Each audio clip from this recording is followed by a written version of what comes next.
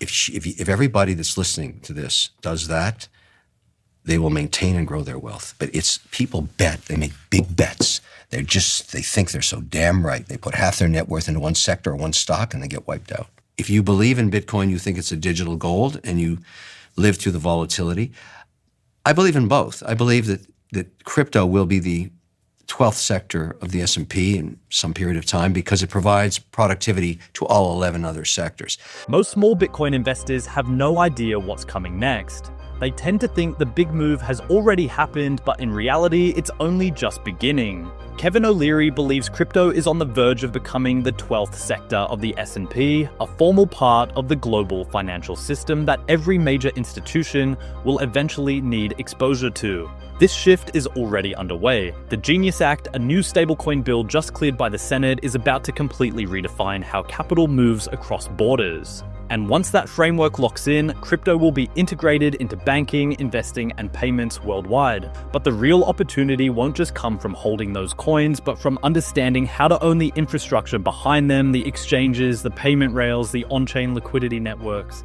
In this video, we break down Kevin O'Leary's roadmap for this next chapter in finance, how to position before institutions dominate the space, and why discipline will determine who actually keeps the wealth once crypto becomes part of the system itself. And before we jump into it, just a quick reminder, only a small percentage of you watching are actually subscribed. If you're getting value from the videos, hit that subscribe button. It's free, it supports the channel, and you can always change your mind later. Now, let's break down how this transformation is about to change crypto forever. Products. I also own crypto now, and I own alternative assets like gold and watches. My watch collection's actually done quite well, even though there's been a correction. There's volatility, but I have some watches that have, I bought for 200,000 are worth over $1 million today. If you believe in Bitcoin, you think it's a digital gold and you live through the volatility. I believe in both. I believe that crypto will be the 12th sector of the S&P in some period of time because it provides productivity to all 11 other sectors. So the way I own it is I own the exchanges. My exchange, in one called WonderFi up in Canada, just got acquired last week or 2 weeks ago by Robinhood. I'm happy because I think Vlad, who runs Robinhood's great. And now he's got 1 million plus accounts in Canada, a market that he'd never participated in. But the point is, this is never going away. It's going to stay forever. So how do you participate? You can buy some Bitcoin, just like you can buy gold, buy it in an ETF or actually own it yourself. You can buy the exchanges. You can use, you can buy Circle stock now, it's public. Circle makes USDC. You can buy USDC in an account and make 4.1% interest on it right now. So there's a lot of ways to participate, but yes, I'm here to stay. But I've grown up. I was around during the period where the crypto cowboys lived, and I survived that all. And I even testified in front of the Senate and the House and whatever else the testimonies were during the tumultuous period.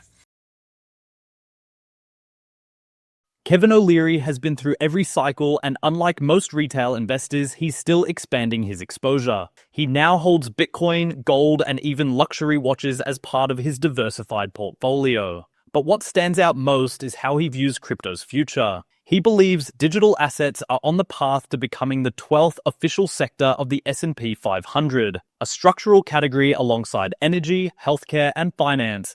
That recognition would make crypto unavoidable for every major institution, forcing capital inflows from pension funds, endowments, and index products. When that happens, Bitcoin will no longer compete for attention. It will simply exist as a mandatory allocation. O'Leary points to real-world developments already supporting that outcome.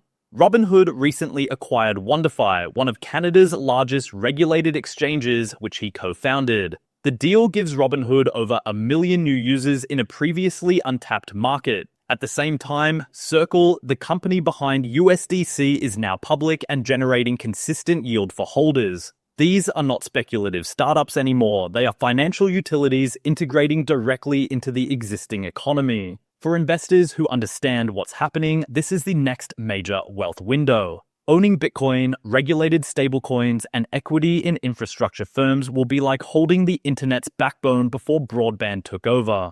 Crypto's early chaos was necessary to shake out the weak hands, but the institutions have arrived and they are not leaving. Next up, we look at the legislation that could finalize this shift and trigger one of the largest inflows of capital crypto has ever seen. Let's talk about digital payment systems, because what's about to pass first, we are days away from this happening, is the Genius Act, which is actually the Stablecoin Act. It was just passed by the Senate 48 hours ago. It's going back to the House. I actually worked on that bill 2 years ago. Your portfolio in terms of Bitcoin allocation or crypto allocation, what is it now? It's at about all in. We marked to market last month. It was 19.1%. 19.1%. Yeah, I have to keep it under 20. It's a sector. So, but remember, in that is the cryptos itself, the Bitcoin, the USDC, and the shares of the infrastructure companies like Circle and everything else. I've got, it was a very successful IPO. Very happy with that portfolio. But if everybody that's listening to this does that, they will maintain and grow their wealth. But it's people bet, they make big bets. They think they're so damn right. They put half their net worth into one sector or one stock and they get wiped out. That's what happens. So would your mother pick the stocks herself, or would she invest in an index fund? Or she indexed. She used it. So, okay. Even back then, they didn't have ETFs, but they had mutual funds that said the only stock in this mutual fund it doesn't have any debt and it pays dividends. Whatever. They were very rudimentary back then. They were just collections of stocks. I think she had like 28 names or something like that in the portfolio. But if you looked at them, they were really boring large cap names. But they were sectorally diverse. There wasn't 10 sectors back then. There wasn't 11, there was 10. So they didn't have real estate as a sector. So, but I looked at it saying, wow, these are really boring. While most investors are fixated on price, the real transformation is happening in Washington. The Genius Act, a new bill focused on stablecoin regulation, is now one step away from becoming law. It already passed the Senate and is heading back to the House for approval. Kevin O'Leary worked on the early framework of this bill 2 years ago, and now it's about to become the foundation of a new financial era. Once signed, it will formally define how stablecoins like USDC can operate under US law. That clarity will give institutional investors the green light to move billions into digital assets that were once considered too risky. For O'Leary, crypto isn't just Bitcoin or Ethereum. It's an entire portfolio ecosystem that includes digital gold, stablecoins, and shares of infrastructure companies. His current allocation sits just under 20%, enough to keep within sector limits while still giving him exposure to the full range of opportunities. Circle, the issuer of USDC, is a central part of that strategy. With USDC now fully regulated and paying a yield of over 4%, it provides a stable on-ramp for corporate capital that wants blockchain exposure without volatility. O'Leary's approach is built on balance. He doesn't believe in betting everything on one coin or one sector. Instead, he spreads across multiple areas of crypto that produce yield, liquidity, and long-term growth. That's the level of discipline that separates serious investors from gamblers. Next, we'll explore the mindset behind that discipline and why it's often the missing piece for those who never build real wealth, even when they get the timing right.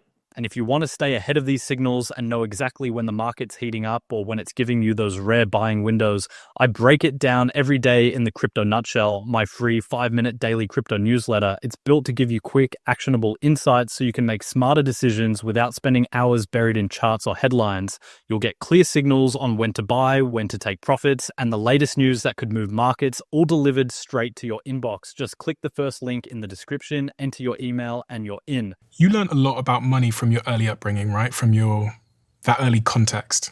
Yeah, because what she said to me was, look, I even do this today with wealthy people. Call me up all the time and say, look, they get divorced. This very wealthy woman got divorced recently, and she said, look, I'm divorcing, and she was a billionaire. She was divorcing. She was more multi-billionaire. And so she said, look, I'm getting everybody's calling me up to be my advisor because I'm separating from my husband. It's all his guys that did all the management of our family wealth. Would you be my advisor? I said, no, I don't do that. But I can just give you some basic advice, and you can hire people that stick on the mandate. And I gave her Georgette's strategy, but I had her do something else too. I said, let's get a piece of paper. You're a billionaire. Let's put everything on this piece of paper on the last 90 days that you've spent on, whatever the hell it is, I don't care. And let's put on, no computer, no spreadsheet, on this, let's look at all the income that you've made off your portfolio as it stands now, whether it's gold you have or land or stocks or bonds, let's just do a gut check on, do you outspend yourself? She said, why would I give a shit? I said, wouldn't you like to know how much money you're burning living your lifestyle the way you live it? Just out of interest. Maybe you have enough for the rest of your life, but maybe you want to give some of it to your family one day or give it to charity. Wouldn't you like to know? Because one of my rules is never outspend yourself on any 30 or 60-day cycle, ever. Just ever. I don't have any debt. So I'm very careful about that. And we went through this little thing. She freaked out. She was pissing away money, just bleeding hundreds of thousands of dollars a week. I mean, I don't care how rich you are. You don't want to be stupid. And I said, does that shock you? One or two things has to happen. I mean, you're losing millions of dollars a quarter. Like, why? Why? Like, you've had nobody restrict what you do with your money, because you're going to have to sell stocks at some point or sell gold or sell land to keep this up. And are you really that happy? Like, what's all this shit you're buying? Like, what is all this crap that you don't need? It was an eye-opener for her. So my point is, most people don't do that exercise. I don't care if you're only making $56,000 a year or $68,000, the average salary. Kevin O'Leary learned the value of discipline long before Bitcoin existed. It's a lesson he traces back to his mother, who built her wealth through consistent conservative investing. When he advises others, he starts with the same principle: track your spending, understand your income, and never let lifestyle creep destroy your capital. Even billionaires can fall into that trap. He shared how a client worth billions was losing hundreds of thousands every week without realizing it. The exercise of writing down every expense shocked her into changing how she handled money. That kind of financial awareness applies to everyone, whether you make $60,000 a year or $60 million. Discipline means never spending more than you earn, never relying on debt to fund consumption, and always keeping your capital working for you. It sounds simple, but it's the habit that separates those who survive bear markets from those who vanish. In crypto, it's even more critical. The volatility rewards those who plan and destroys those who react. That's why O'Leary stresses that wealth doesn't come from luck or timing. It comes from a system. If you know where your money is going and what it's earning, you're already ahead of most of the market. This mindset mirrors the structure of institutional investing. Everything is measured, allocated, and reviewed. It's how pension funds and family offices survive downturns and come out stronger. The same logic now applies to digital assets. As Bitcoin and stablecoins merge with traditional finance, discipline will be the key that determines who keeps their gains once the next wave of adoption begins. Next, we'll look at how ordinary investors can apply this mindset, from building long-term portfolios to turning small, consistent decisions into financial independence.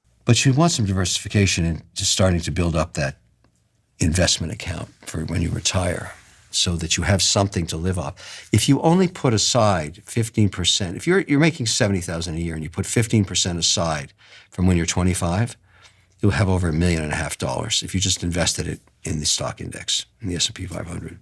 That's what history has told you. In what time frame? Your whole career. I mean, you're going to be 65. You're 25, 65. You just stick with that protocol, and you'll watch it grow. You'll watch it grow. You go up and down as the market goes up and down. Some years it'll go flat, whatever. But it's the people that don't even think ahead and find themselves at 45 mired in debt, including a mortgage. You want to get rid of your mortgage in your 40s. Most people's primary investment asset is the house they buy. Is that Yes, smart? it is, but it's also the debt they own. It's a primary asset. How much debt does it have on it? It's only the equity value is the asset. So if you're buying a house that's too big and you've only put down 10% and it's 90% mortgage, what do you really own? You really own the 10% at whatever price it is. Sometimes housing goes flat for a while. It's okay, but it's not okay if it's too much house. If you're a 25-year-old and you're on that 70K that you talked about, and your objective was to make money, you don't have kids, you're not in a relationship, would you buy a house? No. No, I wouldn't, because why do I need a house unless I'm renting it as an income property? I'm buying a house because I'm getting married. I'm going to raise a family. I need a house. I mean, Is that the use case for buying a house, you think? I think it is. People, but it's not. There are many people that say, I love real estate. I'm going to buy 3 houses. I'm going to rent them out. That's a different business. And I know people in their 20s that do that. In fact, they're successful. That's all they do. And so that their job is to find houses, buy them, fix them up, and rent them. And they manage that geographically tight portfolio. It happens a lot in student housing, for example. I've got a good friend who's involved in student housing. He's very successful. He just focuses on one aspect, buildings that rent to students, and he manages it. And he, raises a family. He's successful, but that's one thing he does. That's not the same as saying I'm going to buy a house because I just got married and I'm going to have a child in the next 24 months. Then you should have a house. But if you said to me, I'm single, I want to make money, I wouldn't buy a house. That's not the number one asset class, I think. I'd get a diversified portfolio and just ride the pony with that for a while until I meet that special person I'm going to, raise a family with. And then I have a little nest egg I can work with. I mean, wealth creation comes down to one word: discipline. That's it. The ability to look at something and say, I'm not going to buy that. I'm going to keep that money working for me. Not many people have that discipline. Wealthy people have that discipline. You meet them later in life, you realize when they were young and had nothing, even the ones that were employees their whole lives that are now financially free had the discipline to say no. There's so much stuff you don't need. Wealth is not built from luck. It's built from consistent, boring decisions that compound over time.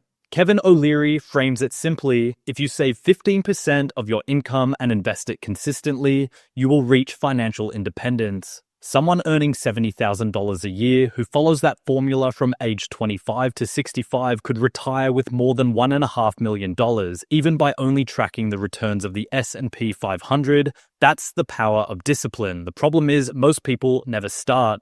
They spend too early, take on too much debt, or buy things that lose value instead of assets that grow. O'Leary warns against using your house as your only investment. A mortgage is still a liability, and until it's paid off, most of what you own is really debt. The better path for younger investors is to first build a diversified portfolio. For those without dependents, that might mean delaying home ownership until it's a true necessity, not a status symbol. Real estate can be powerful when treated as a business, such as renting out student housing or managing multiple income properties. But for wealth creation, liquidity and diversification come first. In his view, financial freedom comes from knowing exactly where your money works and refusing to let emotion take control. It's not about finding the next 10 times coin. It's about building habits that keep you in the game long enough to benefit when the next wave hits. That's how the average investor becomes the early investor. Because when the 12th sector of the S&P finally goes live, those who stay disciplined through the noise will already be positioned to win. Anyway, guys, that's all we have for today. Thanks for watching, and I'll see you all in the next video.